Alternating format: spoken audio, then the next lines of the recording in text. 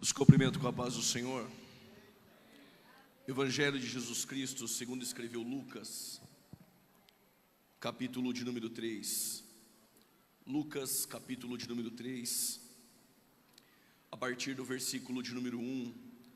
Nós iremos ler dois textos essa noite. Lucas, capítulo de número 3, e depois o Evangelho de Jesus Cristo, segundo escreveu João, no seu capítulo de número 4. Lucas, capítulo de número 3. Enquanto você procura, eu agradeço a Deus pela bondade, pela misericórdia de me trazer aqui neste dia tão relevante que é para a cidade de Chapadinha. Externo a minha gratidão ao pastor Elias Lima pela confiança, aos demais pastores que aqui estão e todos os responsáveis por este evento. Que Deus os abençoe em nome de Jesus. Prazer estar aqui nessa cidade. Diz o texto: e no ano 15 do império de Tibério César, sendo Pôncio Pilatos governador da Judéia, Herodes tetrarca da Galileia, seu irmão Filipe tetrarca da Itureia e da província de Traconites e Lisânias tetrarca de Abilene, sendo Anás e Caifás sumos sacerdotes. Veio no deserto a palavra de Deus a João. Veio no deserto a palavra de Deus a João. Veio no deserto a palavra de Deus a João, filho de Zacarias. Evangelho de Jesus Cristo, segundo escreveu João, capítulo de número 4.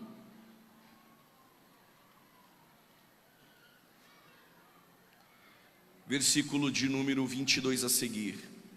Vós adorais o que não sabeis. Nós adoramos o que sabemos, porque a salvação vem dos judeus. Porém a hora vem, e agora é, em que os verdadeiros adoradores adorarão o Pai em espírito e em verdade, porque o Pai procura os tais que assim o adorem. Deus é espírito, e importa que os que o adorem em espírito e verdade. O Evangelho de Lucas, ele é um evangelho mais técnico comparado com o Evangelho de Mateus, de Marcos ou de João. Tanto Marcos quanto Lucas não foram testemunhas oculares, como foram os evangelistas Mateus e também João. A proposta de cada evangelista era uma. A proposta de Mateus era apresentar Jesus aos judeus como rei. Ele usa a expressão para que se cumprisse o que foi predito pelos profetas. A proposta de Mateus era apresentar o rei do trono de Davi, que fora prometido pelos profetas. Diferente de Marcos, que apresentava um Cristo servo, porém maior do que César. O evangelho a qual escreveu Marcos, ele apresenta o maior número de milagres do que os outros evangelistas. Quando olhamos para João, ele tem uma outra proposta: apresentar a divindade de Jesus Cristo. Lucas é médico, Lucas é historiador, e a proposta de Lucas é apresentar a historicidade de Jesus Cristo. É apresentar que esse Jesus Cristo, ele existiu em um tempo da história. E o que Lucas faz? Lucas, técnico, historiador e médico, ele ajunta todas as narrativas de tudo aquilo que ele ouviu. Ele foi em casa procurando pessoas que ouviram ensinamentos de Jesus, que presenciaram milagres de Jesus. E quando ele ajuntou todos esses eventos, ele vai escrever em ordem essas narrativas a excelentíssimo Teófilo. Mas qual a proposta de Lucas? Apresentar a historicidade de Jesus. Se Marcos estivesse aqui em Chapadinha essa noite, ele iria escrever que nessa festa houve cura, houve milagres. Enquanto nós adorávamos a Deus, Deus era responsável por estar curando pessoas aqui essa noite. Mateus, ele já iria dizer que o rei dos judeus, o rei prometido, que está sentado em seu trono, está no centro dessa festa, digno de ser adorado. Porém João iria dizer: nós sentimos a presença de Cristo, porque Ele é o nosso Deus eterno. Mas se Lucas estivesse aqui como historiador, ele iria falar sobre o culto, quem sabe iria falar sobre a palavra. Mas Lucas iria colocar estacas históricas. E por quê? Porque ele é um historiador. Ele sabe que daqui 100 anos, se Jesus não voltar, Alguém poderia duvidar das curas, alguém poderia duvidar da adoração, alguém poderia duvidar da presença de Deus, mas nunca iria duvidar das estacas históricas colocadas por Lucas. O que Lucas iria dizer essa noite? Que houve um culto, houve a presença de Deus, houve palavra, mas ele iria dizer que o presidente dessa igreja era o pastor fulano de tal, o prefeito da cidade era o fulano de tal, o governador do estado do Maranhão era o fulano de tal, o presidente da república era o fulano de tal. O que Lucas está fazendo? Colocando estacas históricas. Alguém poderia duvidar do culto, alguém poderia duvidar da adoração, alguém poderia duvidar da palavra, mas alguém iria dizer, mas é verdade, o governador naquele tempo, no ano de 2023, era o fulano de tal, o prefeito da cidade era o fulano de tal. Então é verdade, o culto aconteceu. O que Lucas está fazendo aqui no capítulo 3 é exatamente isso. Ele vai dizer, no 15º ano do reinado de Tibério César, sendo Pôncio Pilatos governador da Judéia, sendo Herodes o tetrarca governador da Galileia, sendo o seu irmão Filipe, ele o governador da Itureia de Traconites, e ele continua dizendo, e Lisânias governador de Abilene. Mas o que Lucas quer fazer não é só colocar estacas históricas. Lucas, ele quer trazer uma denúncia. E qual a denúncia? Versículo 2 ele diz, há lá dentro do templo, na religião, 2 sumos sacerdotes, Anás e Caifás. Na verdade, não poderia ter 2. Deus estabeleceu que só poderia ter um sumo sacerdote. O que Lucas está fazendo é, o templo lá dentro da religião judaica está corrompido. Deus não fala lá dentro há 400 anos, desde Malaquias. Quer ouvir Deus, não vai para a religião. Quer sentir Deus, não vai para a religião. Mas afinal de contas, aonde é o endereço do novo culto? Aonde eu escuto a palavra de Deus? Aonde eu sinto a presença de Deus? Lucas direciona eu e você no deserto, às margens do Jordão. Deus está lá falando por intermédio de um homem chamado João Batista. Quer ouvir a palavra de Deus? Quer sentir a presença de Deus? Há um novo de Deus, há um novo endereço de Deus, e no culto no Jordão as coisas vão acontecer. Aproveitando este momento, o tema da mensagem é essa. Diga bem forte, Deus tem um novo endereço. Diga mais forte, Deus tem um novo endereço. Há 400 anos, Deus não falava mais no templo dos judeus, na religião. Posso parafrasear essa noite. Se procurasse Deus na religião, há uma placa lá no templo, sob nova direção, direção dos homens. Deus não falava mais lá dentro, mas Deus vai usar um homem, e o novo endereço de Deus é no Jordão. E o culto no Jordão é diferente. E por que é diferente? Porque lá tem um homem simples pregando, e Deus está fazendo algo novo. Mas não subestime Deus, Ele está fazendo algo novo essa noite. Deus estava fazendo algo novo naquele tempo, mas não é porque é novo que Deus mudou seus princípios. A palavra era a mesma do profeta: arrependei-vos, arrependei-vos, arrependei-vos, arrependei-vos, arrependei-vos, porque é chegado o reino dos céus.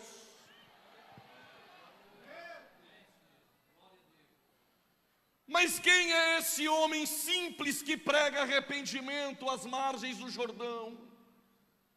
Ele é filho de Zacarias, mas há um detalhe.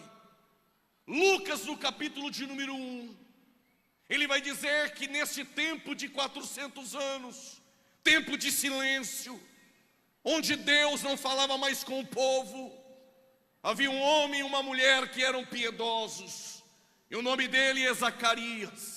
Alguém poderia dizer, mas havia muitos Zacarias naquele tempo. Lucas é metódico. Ele vai dizer, mas a sua esposa é Isabel. Alguém poderia dizer, casais naquele tempo, poderia sim um chamar Zacarias e a outra chamar Isabel. Lucas, mais uma vez, é metódico e fidedigno. Ele diz, mas esta mulher chamada Isabel, ela tem um ventre estéril. Vou repetir, Isabel, ela tem um ventre estéril.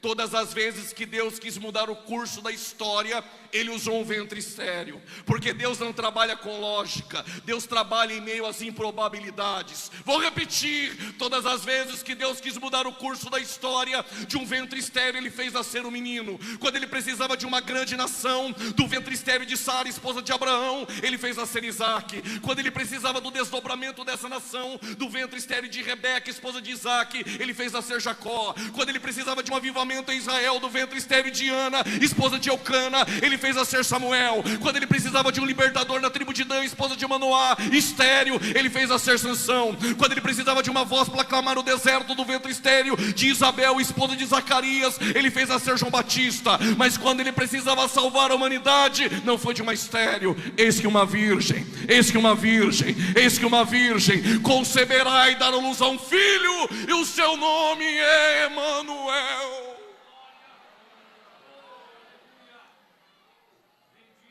Te apresento o Deus das improbabilidades essa noite. Eu ouvi um aleluia aqui.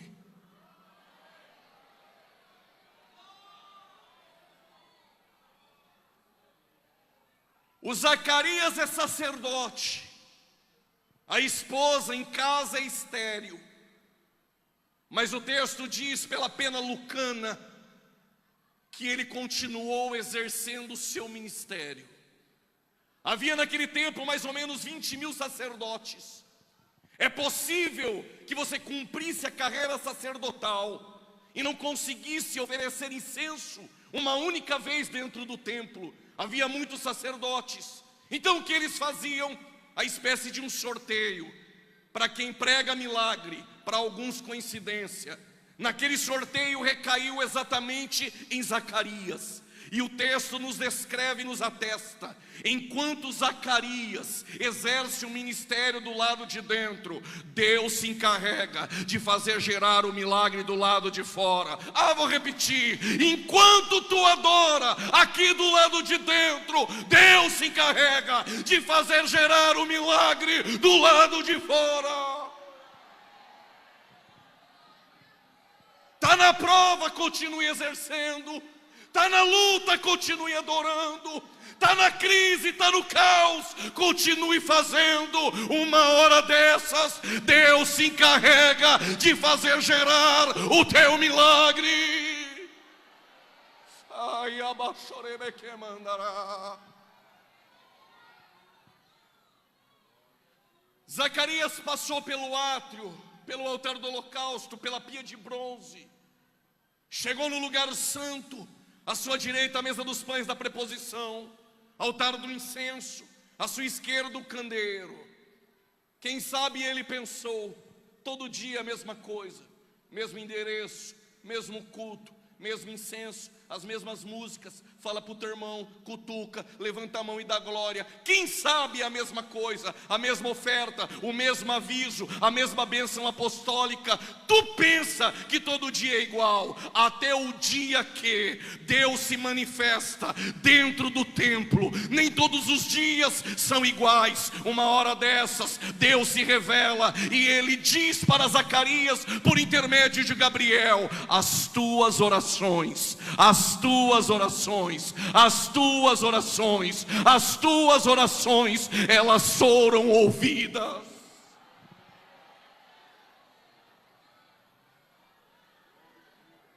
Os céus me trouxe para dizer: aonde a minha voz alcançar, as tuas orações, elas foram ouvidas.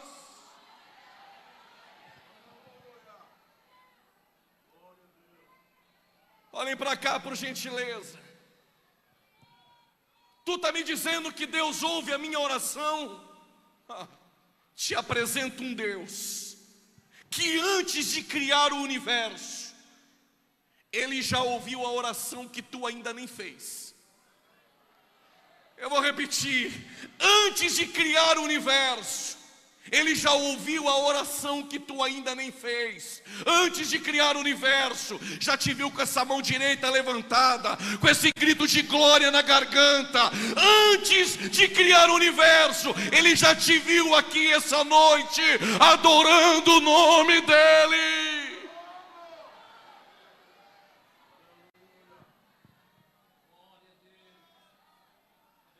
O João Batista, ele cresce. Por gentileza, atente para isso. Lucas descreve que Zacarias era da 8ª classe sacerdotal de Abias. Essa informação é muito importante. Isabel era da casa de Arão. Essa informação, ela é muito importante. E por que Lucas está dizendo? O templo lá dentro da religião está corrompido. Anás e Caifás estavam corrompidos. O verdadeiro sumo sacerdote, por nepotismo, por descendência, por prole, por direito, era para ser João Batista. Ele tinha sangue levítico. Por direito, era para vestir a veste de linho, um peitoral de juízo, 12 pedras, ombreiras, campainhas, uma lâmina sobre a mitra, escrita santidade ao Senhor. Mas Deus disse: quer ser a minha voz?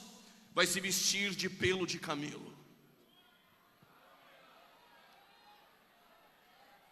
João Batista poderia comer na mesa de Anás e Caifás.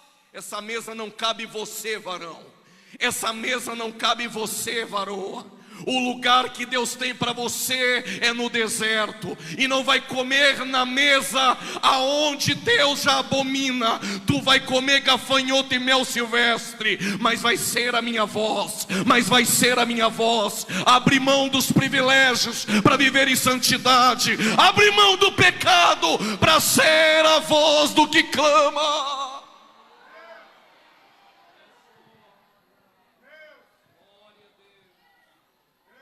Perguntaram para João: és tu Elias? Eu não. És tu o profeta? O artigo é definido. És tu o profeta ou não? O maior dos profetas é aquele que eu estou anunciando. Eu ouvi um aleluia, eu vou continuar. Então quem és tu? Só sou uma voz. A voz do que clama. A voz do que clama. Tu não entendeu? Quer ser o novo endereço de Deus? A voz do que clama tem que ser ouvida por intermédio de você. Chapadinha tem que ouvir a voz profética da igreja essa noite. A voz do que clama no deserto.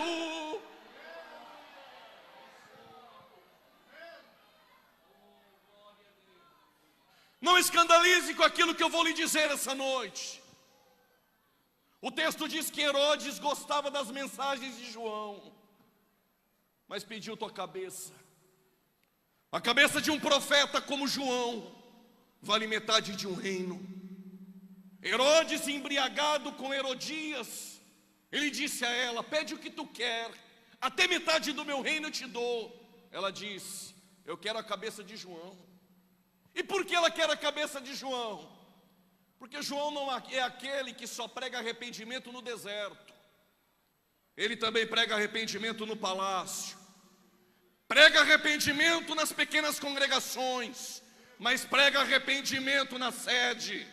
Ele prega arrependimento para os pequenos, mas diante dos grandes, ele também prega arrependimento. A voz da igreja, essa noite, como sempre foi na história, não é autoajuda, não é bajular orgulhos humanos. A palavra da igreja continua sendo essa: arrependei-vos, arrependei-vos, arrependei-vos, é chegado o reino dos céus.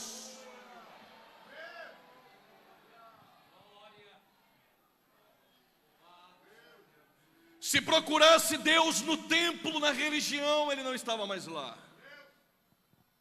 Mas se agora tu fosse no Jordão, acabou o culto, silenciaram a voz de Deus, quando arrancaram a cabeça de João Batista, pregador. Então aonde é o endereço de Deus? Deixa eu te contar uma história e não se canse. Deus teve outros endereços na história bíblica. O endereço de Deus um dia foi no jardim no Éden.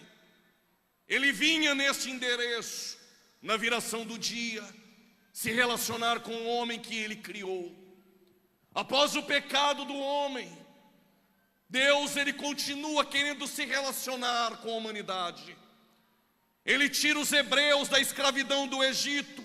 Eles atravessam o Mar Vermelho.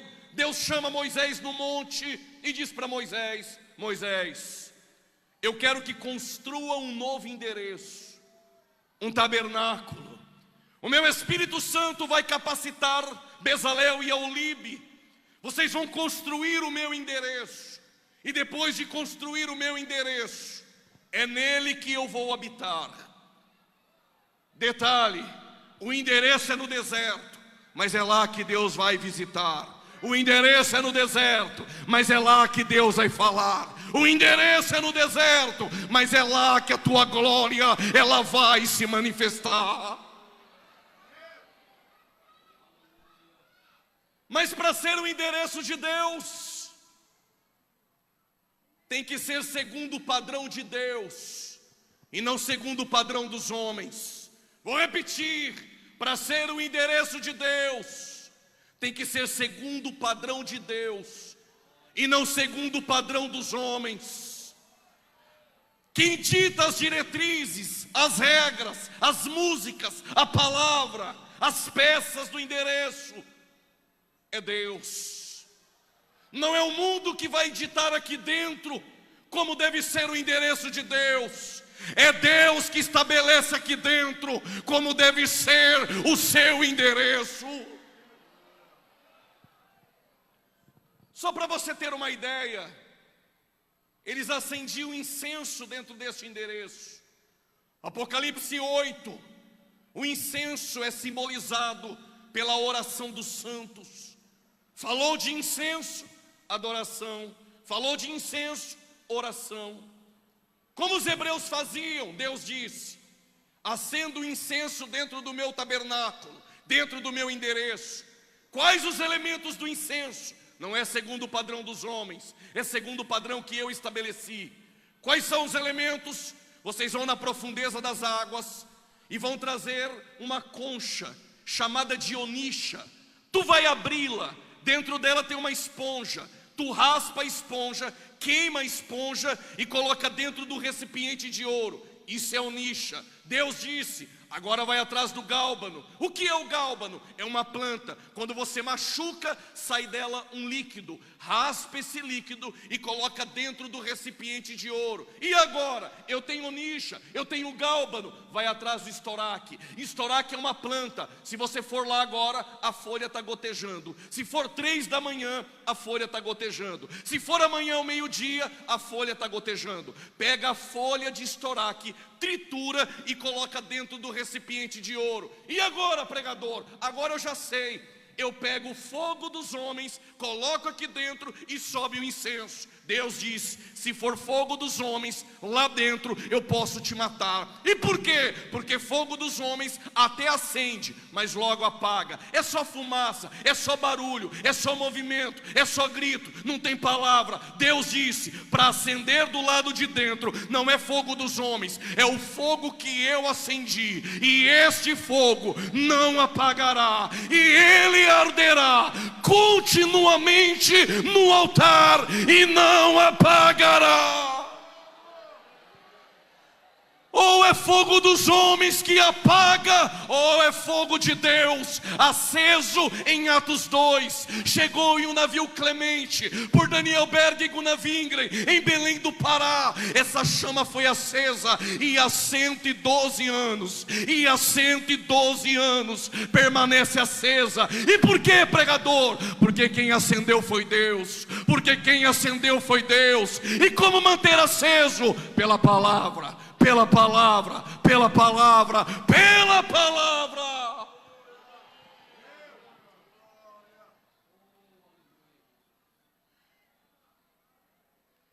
Para que o incenso?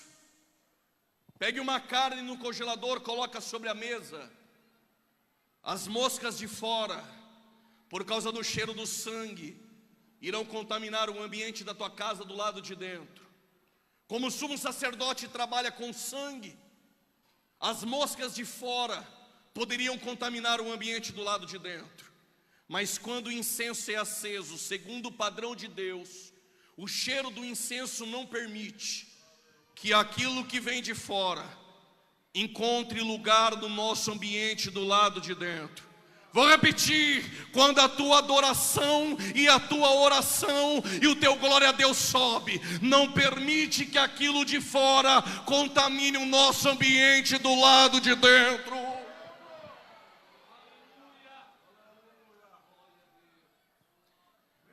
Êxodo capítulo 40. Deus vai visitar o seu endereço. Moisés e Arão estavam prontos, saíram da tenda, eles iam entrar dentro do tabernáculo, quando de repente a glória de Deus desceu no tabernáculo. A glória de Deus desceu no tabernáculo. A glória de Deus desceu no tabernáculo. A glória de Deus desceu no tabernáculo. O texto diz que eles não conseguiram entrar dentro do tabernáculo por causa do peso da glória de Deus. Mas há um detalhe aqui, irmãos: a glória descia, mas ela não ficava, ela voltava e ia embora. Certa feita Moisés desceu com um véu. Quando eu li o texto do Êxodo, eu entendi: desceu com o véu, porque o povo não conseguia olhar no seu rosto cheio da glória. Mas essa glória não ficou por muito tempo, porque Paulo dedurou Moisés. Em 2 Coríntios capítulo 3, palavras de Paulo: Moisés colocava o véu para o povo não perceber que a glória era transitória. A glória não ficava, ela descia, mas ela ia embora. Ela descia, ela ia embora. Imagine Chapadinha essa noite: a glória vem, mas ela vai embora. Ela até vem, mas ela vai embora. No reinado de Davi, ele olhou para o tabernáculo de madeira, uma tenda portátil.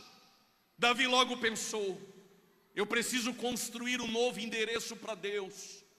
Um endereço de ouro, com madeira de oliveira, revestida de ouro. Deus não pode mais habitar nesse endereço de madeira, um tabernáculo. O profeta dissera a Davi: não és tu que vai fazê-lo. Quem vai construir é teu filho Gedidias, a saber, Salomão. Após a morte de Davi, Salomão ele reina. Ele constrói o templo. O templo é de ouro. O templo faz com que pessoas venham de fora por causa do seu glamour, do seu esplendor. Madeira de oliveira, de cipestre, revestida por dentro e por fora. Salomão, na inauguração do templo, do endereço de Deus, ele levanta suas mãos, ele ora, ele consagra o endereço de Deus. Os filhos de Asaf estavam prontos para trocar os instrumentos: Zacur, Matanias, Azarel e José. Os filhos de Ramã, os filhos de Jedutum, quando eles começam a tocar, os sacerdotes não conseguiram ministrar. O que ocorreu? A mesma glória que desceu no tabernáculo, a mesma glória encheu a casa. A mesma glória encheu a casa. A mesma glória encheu a casa. 120 sacerdotes caíram ao chão. E por que, pregador? Diante da glória, o orgulho humano não fica de pé. Eu ouvi um glória a Deus, eu vou repetir. Diante da glória, o orgulho humano não permanece de pé. Diante do Cristo glorificado, Paulo caiu como morto.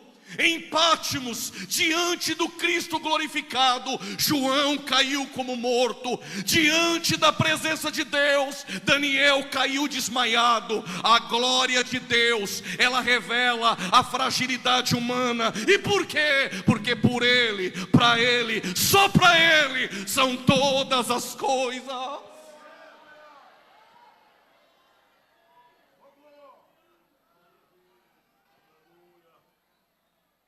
Não estou pregando só para hoje. Estou pregando para tu guardar essa palavra até o arrebatamento da igreja. Então guarde esse versículo que eu vou lhe dizer agora. 1 Reis capítulo 8, versos 27. A glória desceu, encheu a casa, mas ela também foi embora. Assim como fez no tabernáculo. A glória ela não ficava, todos foram embora. Imagine, todo mundo indo embora hoje deste culto. Salomão, ele senta, ele olha para os céus, ele olha para o templo vazio, sem a glória, e Salomão diz: porventura, todavia, no entanto, conquanto poderia Deus habitar na terra? 1 Reis 8, 27, palavras de Salomão: porventura, poderia Deus habitar na terra? O que Salomão estava fazendo ou dizendo? Salomão é irônico, ele sentiu a glória, mas ele viu que ela foi embora. Imagino ele cruzando os braços e pensando: o Senhor não poderia ficar? Por que a tua glória vem e vai embora? Por que a tua glória não fica? Já sei a resposta. Porventura, poderia um Deus tão grande, que ele conta 10 sextilhões de estrelas, coloca um nome em cada uma delas, que o oceano cabe na palma de suas mãos. Porventura, poderia esse Deus ficar conosco, habitar na terra? Ele tem respostas. O que ele está dizendo é: claro que não. Nós só podemos sentir a tua presença, quem sabe, uma vez no ano. A tua glória vem, mas a tua glória vai embora. Os reis prevaricaram, tanto reis do norte como reis do sul. Alguns piedosos como Josias, como Ezequias, como Josafá. Mas os últimos reis de Judá foram perversos: Joacás, Zedequias. E o templo, Jeremias havia anunciado. Jeremias, filho de Uquias, o sacerdote da terra de Ananote, dissera: o cativeiro vai durar 70 anos.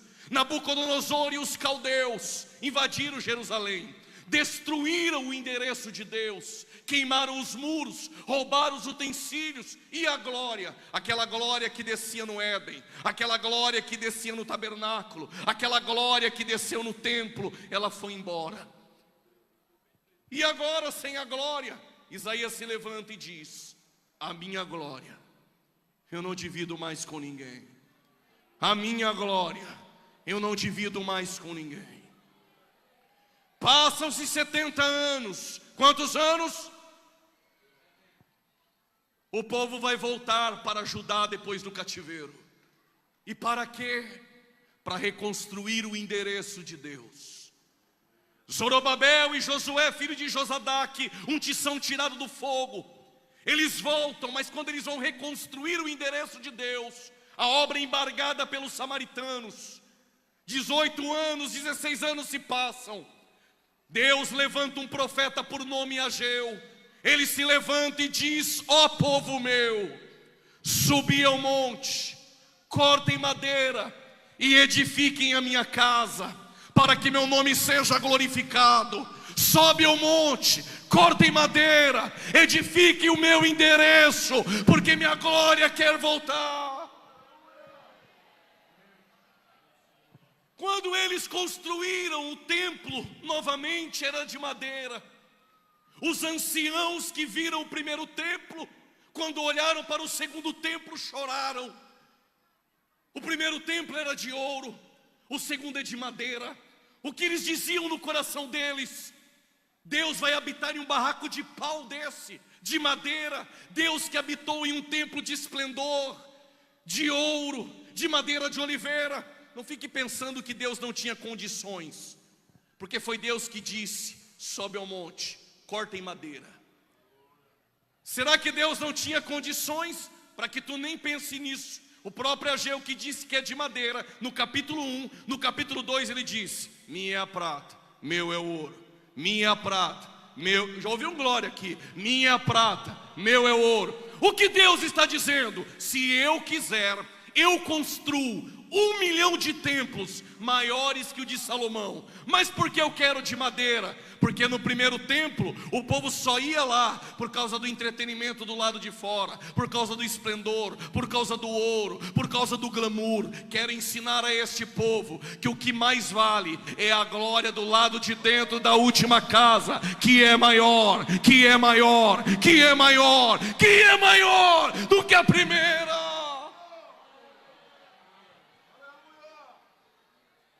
Eu explico. O primeiro é maior, o segundo é menor. O primeiro é de ouro, o segundo é de madeira. Mas a glória do maior será no menor, será no de madeira, não será no maior. A glória resolveu habitar naquele que é o menor.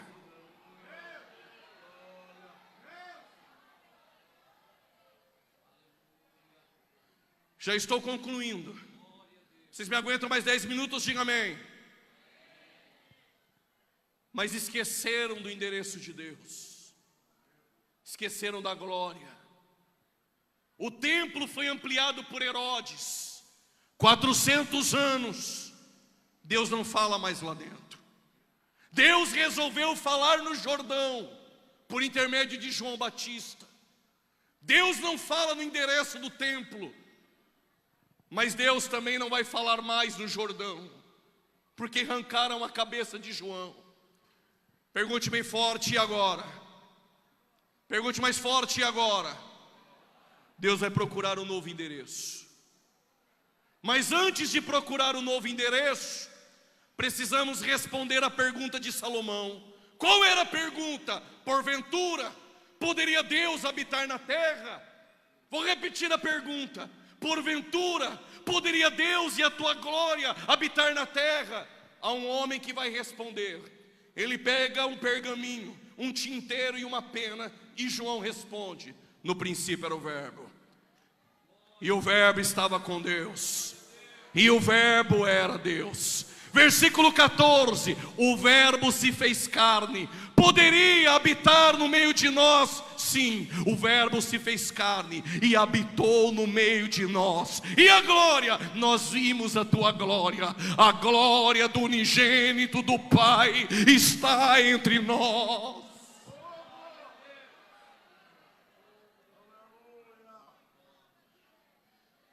Poderia Deus habitar na terra? Sim, poderia. E o que ele está fazendo agora? Procurando um novo endereço.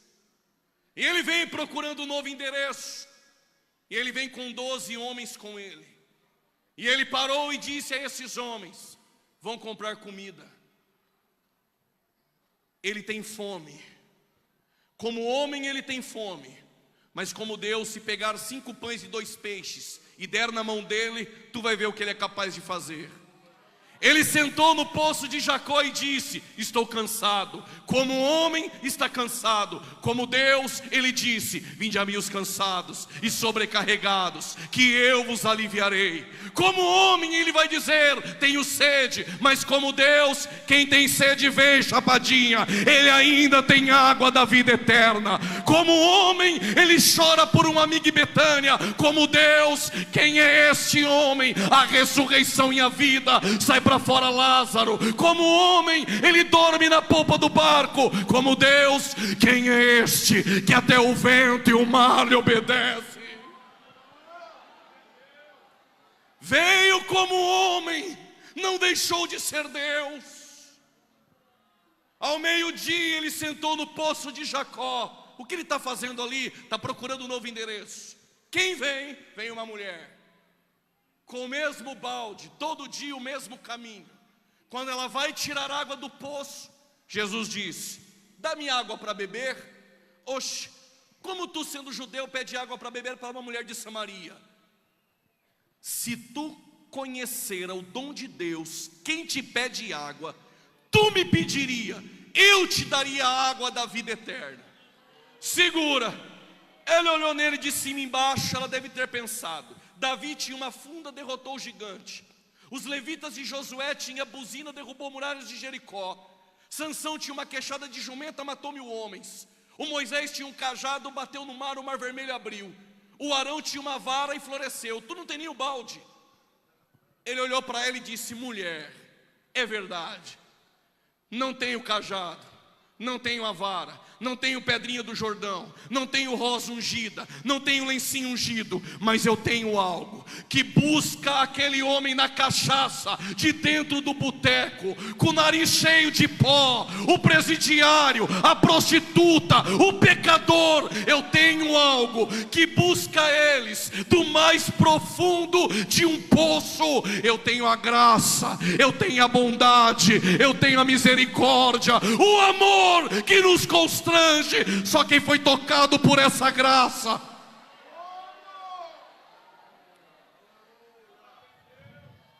O poço pode ser fundo, mas a graça busca o homem da cachaça. O poço pode ser fundo, mas a graça busca a prostituta e faz dela uma adoradora. O poço pode ser fundo, mas ele busca o traficante do mais profundo de um poço e faz dele um evangelista. Sabe por que você está com esse grito de glória no teu coração, pronto para soltar? Tu sabe, o teu poço era fundo, mas a graça nos alcançou. Mas a graça nos alcançou. A graça nos alcançou.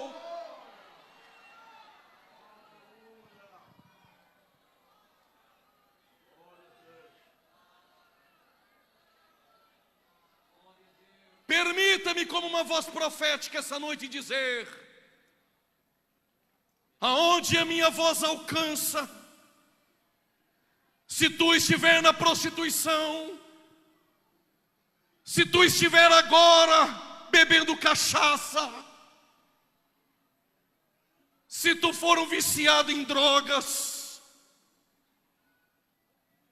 este poço não é tão fundo que a graça não possa te alcançar aí dentro deste boteco, te alcançar nessa esquina do tráfico, para trazer de volta o pecador e colocá-lo de pé como um adorador na tua presença.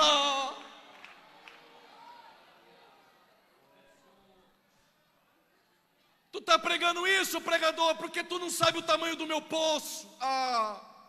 Se eu te contasse o meu poço, da onde Deus me tirou, 23 anos condenado dentro de um presídio, 10 anos dentro do sistema penitenciário, integrante de uma facção criminosa em São Paulo, mas o poço não era tão fundo. Jesus me resgatou de lá de dentro, me tirou para fora, me colocou para pregar no Brasil, e fora dele é a graça, é o amor que nos constrange. Ele ainda perdoa pecados, ele salva, ele cura, ele liberta, batiza com o Espírito Santo. Pelo amor de Deus, cadê Chapadinha que vai morar no céu?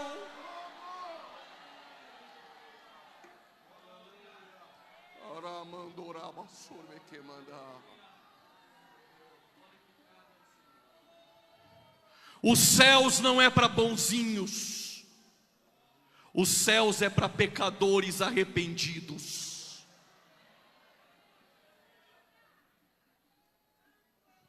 Ela olhou para ele e falou: então me dá dessa água. Então chama lá teu marido. Eu não tenho marido. Dissesse bem. Teve 5 camas, 5 endereços, 5 certidão de casamento, 5 alianças, 5 camas. E o que você está aí agora nem marido é.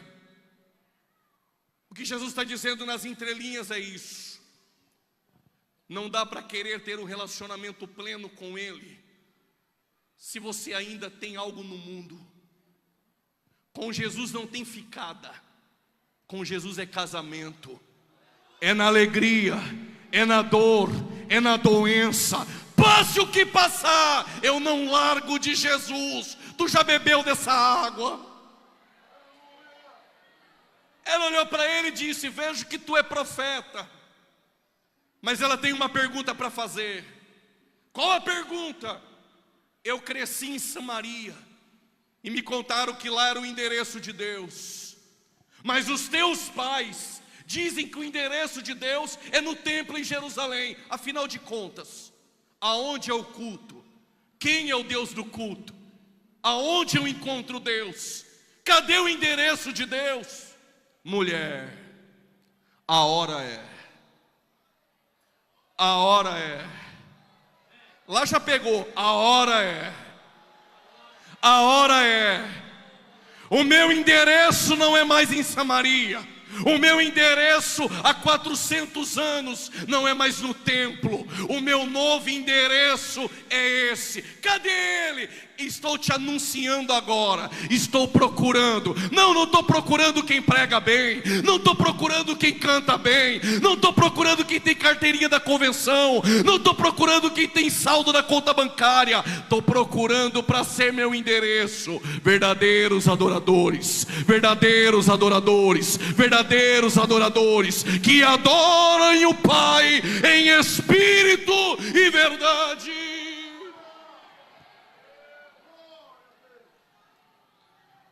Pregador, o senhor está falando? Sim. Estou dizendo que a adoração não começa às 7 e não termina na bênção apostólica. Então aonde eu encontro Deus? Passando roupa, lavando louça, indo para o trabalho, cuidando da casa. Aonde é o culto? Dentro de você.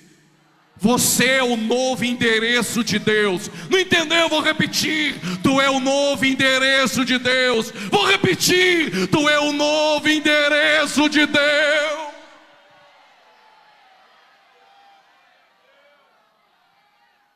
Eu não sei se você vai pegar, mas eu vou falar assim. Jesus disse: este templo vai ser destruído. Não sei se você vai pegar, mas ao terceiro dia eu levanto. Segura, só João pegou. João disse, ele falava isso do seu corpo. O que Jesus estava dizendo é: na glória eu era o templo de Salomão. Quando eu me fiz carne, me tornei no templo de Zorobabel, sem formosura, desprezado pelos homens. Mas na cruz, este templo vai ser destruído. Mas ao terceiro dia, mas ao terceiro dia, mas ao terceiro dia, mas ao terceiro dia, mas ao terceiro dia, eu levanto um outro endereço. E cadê esse endereço? Paulo diz: vós sois templo, vós sois templo, vós sois templo, vós sois templo. Tu é o novo endereço de Deus. Tá bom, pregador, tu veio de São Paulo para dizer que eu sou endereço. Ok. Pergunte bem forte, então cadê a glória? Diga então, cadê a glória? É aquela do tabernáculo? Aquela do templo? Aquela que Isaías levantou e disse: não divido mais com ninguém? Jesus está orando em João 17:5 e Jesus disse: Pai, devolva aquela glória que eu tinha contigo. Ouviu, meu Deus, aqui? Antes que o mundo existisse. O que tu vai fazer com essa glória? Versos 20 e 21. Eu vou dar para o meu novo endereço. Eu vou dar para aqueles que tu me deste. Segura a mão levantada, segura ela. Mas essa glória não vai vir transitoriamente, só para visitar. Essa glória entrou dentro de você e fez morada, e vai ficar permanentemente, de glória em glória, de glória em glória, Só quem é endereço de Deus, joga a mão lá em cima, adore a Ele.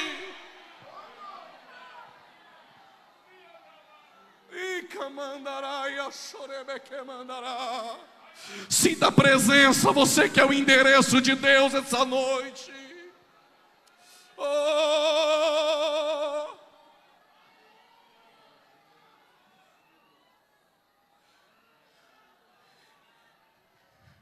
Estou ouvindo línguas estranhas aqui, os assembleanos chegaram. Segura, eu preciso entregar o microfone. Tu é o novo endereço de Deus, e nós aprendemos isso com Paulo. Tu não é edifício, tu é tenda. Tu não é edifício, tu é tenda. Edifício briga por cadeira, briga por espaço, briga por lugar, briga por oportunidade. Edifício é fincado. Eu sou tenda, estou aqui. Já logo estou aqui. Tenda, desmonta, endereço de Deus. Aonde eu for, a glória está comigo. E Paulo diz que a qualquer momento esse tabernáculo vai se desfazer. Pregador, e o que vai acontecer? Será dada uma palavra de ordem. Alarido e voz de arcanjo, e uma trombeta de Deus aqui vai tocar. Os mortos ressuscitarão primeiro, e só quem é tenda e quem é endereço de Deus, Paulo diz, e depois nós, e depois nós, e depois nós, e depois nós, os que ficarmos vivos, seremos arrebatados, encontraremos com eles as nuvens, para o encontro com o Senhor nos ares.